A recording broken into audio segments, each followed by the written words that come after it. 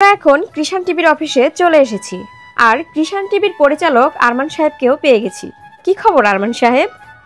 আলহামদুলিল্লাহ, everything is going. আপনি নাকি আমাদেরকে সারপ্রাইজ দিবেন? হ্যাঁ, সেই সারপ্রাইজটাই দেওয়ার জন্য আপনাকে ডেকেছি।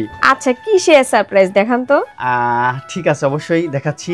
এই যে মানুষ শুধু ফলাফল দেখে না সেই শুকনো মুখের পেছনে লুকানো রাত জেগে স্বপ্ন বোনা গল্পটা। আজ এই ড্রোন সেই গল্পের নতুন কণ্ঠস্বর।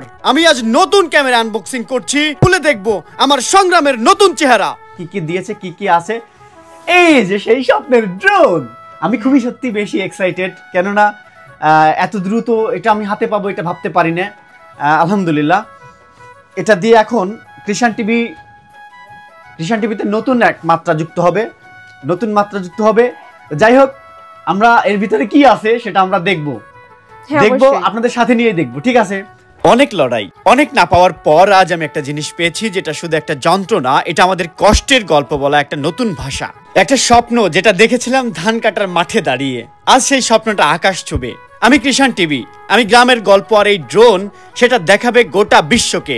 আমার হাতে এখনো মাটির গন্ধে ভরা, আর এই হাতে ধরেছি আধুনিক প্রযুক্তির চোখ, যেন পৃথিবী এবার দেখতে পারে একজন কৃষাণের স্বপ্ন আকাশ ছুতে পারে। হ্যাঁ, আমি কৃষাণ টিভি, আমি হার মানিনি। আমি জানি না আমার ভিডিও কজন দেখবে, কিন্তু আমি জানি যারা দেখবে তারা বুঝবে কিভাবে একজন গরিব কৃষকের ঘরেও প্রযুক্তি আসতে পারে, যদি মনে জোর থাকে।